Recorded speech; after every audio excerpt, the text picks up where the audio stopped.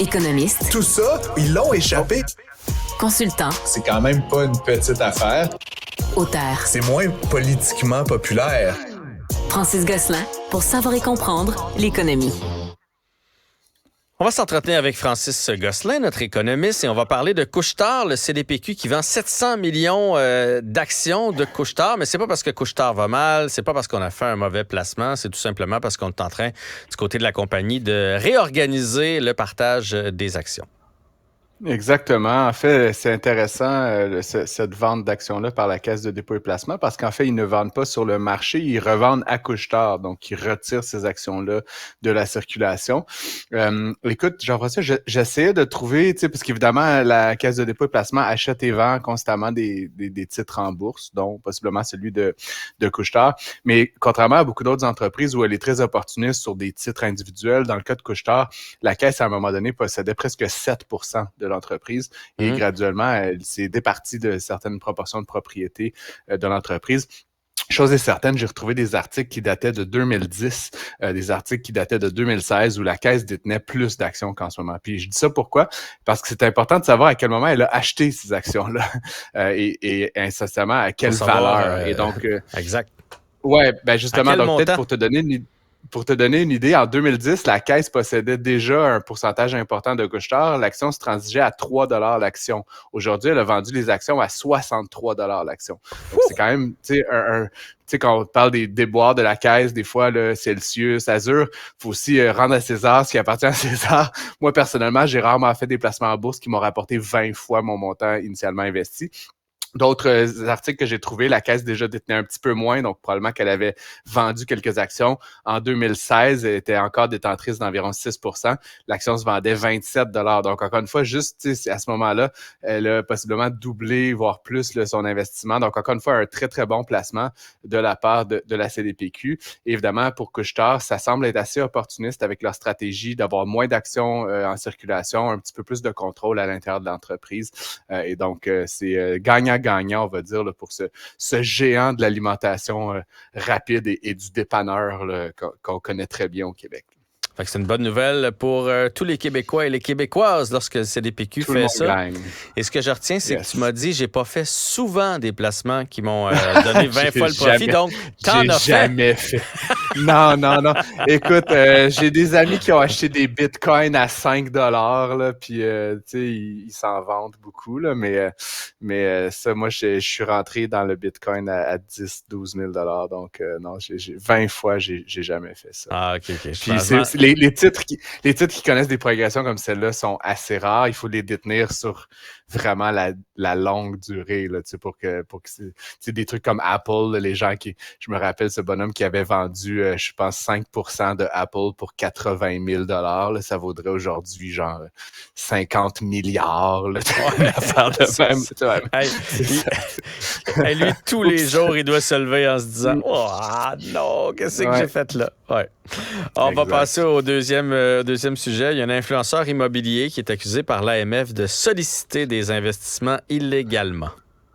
Ouais, ben on parle d'influenceurs, surtout parce que Jocelyn Grégoire là, a une page Facebook qui s'appelle Mordu d'immobilier. Il est très présent sur l'Internet. Mais avant d'être, ce n'est pas qu'un influenceur, là, parce que des fois, quand on parle d'influenceurs, on parle de gens qui ne font que ça dans la vie. En fait, cet homme, Jocelyn Grégoire, est plutôt un investisseur en immobilier. C'est pas la première fois qu'il se fait prendre, on va dire, la main dans le sac de cacahuètes. Il y a quelques années déjà, là, il y avait été mis en demeure là, par de nombreux petits investisseurs qui lui réclamaient de l'argent pour ce qu'ils déclaraient être une escroquerie là, dans une histoire là, de distribution de publicité numérique, là, un truc un peu abracadabrant. Là, cette fois-ci, M. Grégoire semble avoir jeté son dévolu sur le domaine immobilier. En tant que tel, je connais bien le domaine de l'immobilier. Je ne sais pas s'il y a quelque chose d'illégal dans l'action immobilière elle-même, simplement dans la mesure où M. Grégoire sollicite des investisseurs, comme tu le sais, Jean-François, il y a plein de règles. Hein. Évidemment, tu peux me prêter 100$, là, Jean-François, mais si je te fais miroiter des rendements puis que je te dis investis donc tout ton fonds de retraite avec moi, selon certains seuils de placement, certains arrangements, que ce soit sous forme de dette, sous forme d'actions dans des sociétés, etc. Si je te garantis des choses, il faut que j'émette évidemment de la documentation, puis tout ça, c'est encadré. Oui, ça prend une licence, il y a des règles. Comme je te dis, il y a des seuils, là, je ne veux pas rentrer trop dans les détails, mais tu te rappelleras, les histoires tristement célèbres là, de Vincent Lacroix et autres, justement, qui jouaient un peu à la limite là, des règles, ou dans certains cas, c'était carrément des schèmes de Ponzi.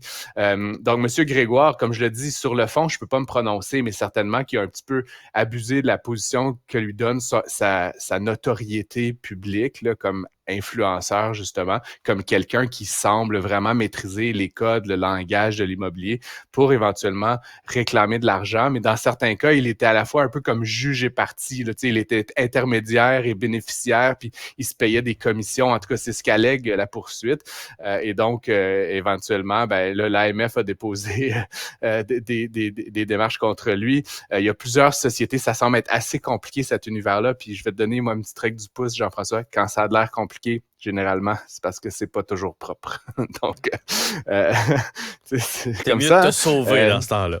Ouais, tu sais, si tu vas à la bourse, tu achètes des actions de la RBC, mettons. Tu sais, il n'y a pas comme 42 sociétés écrans, puis des affaires là, qui se passent de c'est la RBC, bang!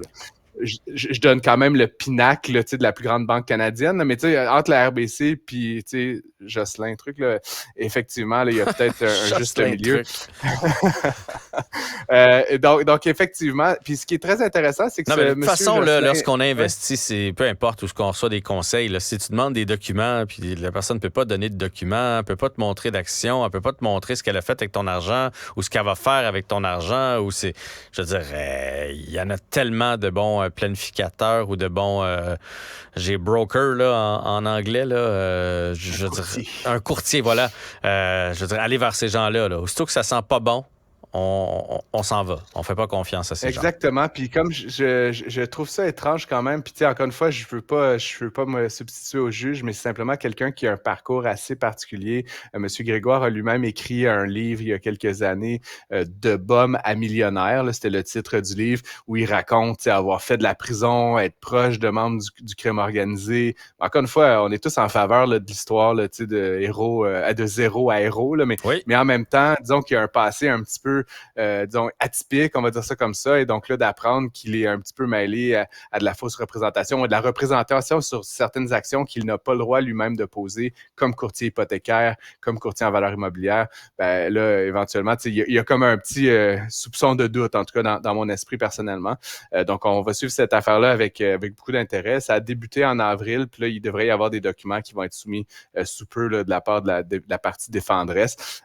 Mais encore une fois, comme tu dis, ça sent moins bon que ça pourrait sentir. Et moins de 3 ans après être entré en poste, le grand patron du port de Montréal qui a décidé de quitter ses fonctions. Ouais, c'est assez surprenant. Monsieur Humblot, le Martin Humblot, que plusieurs connaissaient comme un jeune leader très charismatique au port de Montréal, on a appris, là, c'est même pas encore tout à fait officiel, mais qu'il quittait la direction générale là, comme PDG du port de Montréal. Le port de Montréal, juste en contexte, là, il y a le projet de terminal à Contrecœur, qui est un projet majeur de plusieurs milliards de dollars de d'étendre les activités d'accueil de conteneurs sur la rive sud du fleuve de Montréal. Il y a évidemment toujours la question de la convention collective avec les débardeurs qui n'est pas tout à fait réglée. Il y a une baisse de l'achalandage au port. Il y a vraiment, en tout cas, personnellement, je trouve que c'est une institution qui a besoin d'amour, de quelqu'un de leadership. Fiable, Il me semblait être tout désigné pour ça, M. Humblot. Puis comme je le dis, moi, à chaque fois que j'ai eu l'occasion de l'entendre, c'est quelqu'un qui a vraiment les valeurs et les idées à la bonne place. Ce qu'on apprend, en fait, c'est qu'il va prendre la tête de la filiale de Via Rail qui va être en charge du train à grande fréquence, donc Via TGF. C'est une société, Via Rail a pris la décision de séparer TGF de ses activités habituelles. Donc, c'est vraiment comme une start-up ferroviaire. Je ne sais pas si ça a du sens dit comme ça. On comprend. Et donc, actuellement, ils sont en appel d'offres. Il y a les 3 consortiums là, qui ont été retenus, qui ont été dévoilés il y a quelques semaines. Et donc, il va prendre la tête de ça. Évidemment, on parle ici là, dizaines de milliards de dollars d'un projet complètement majeur pour la face du Canada sur le corridor Québec-Toronto. Et donc, écoute, si ça se réalise, tant pis pour le port, tant mieux pour VIA, c'est ce que je veux. Mais c'est quand même une nouvelle un peu surprenante pour moi là, d'apprendre que M. Imbleau, à peine 3 ans après avoir pris son poste, a choisi déjà de sauter de navire. Ouais.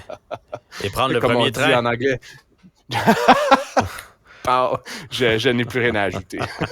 En même temps, on comprend le défi. Là. Je veux dire, j'imagine quand Villaret te rencontre, t'offres ce genre de défi-là, d'être celui qui va chapeauter le TGF. Si t'es le moindrement carriériste et t'as envie d'avoir un beau projet, là, c'est le cas. Et j'imagine qu'il y a les sous qui viennent avec. Donc, sur on la aurait probablement directe, fait la même chose. Ouais. Comme je te dis, j'ai pas toutes les informations. Je devine qu'il doit être déjà bien rémunéré au port, peut-être mieux encore chez VIA. Mais je suis pas certain que la rémunération soit autant un enjeu que la nature des défis, là, puis l'ampleur du projet. Écoute, le port, c'est majeur. Là, je veux dire, c'est un grand port en Amérique du Nord, le port de Montréal. Mais j'ai l'impression que la nécessité d'un peu de pivoter, là, faire virer le paquebot, était peut-être moins alléchant que de créer quelque chose à partir de rien dans le domaine ferroviaire. Donc, encore une fois, on lui souhaite la meilleure des chances, puis à l'occasion, peut-être qu'on pourra l'avoir en entrevue à l'une de nos émissions sur les ondes de Cube. Et comme on dit, petit train va loin. Salut Francis!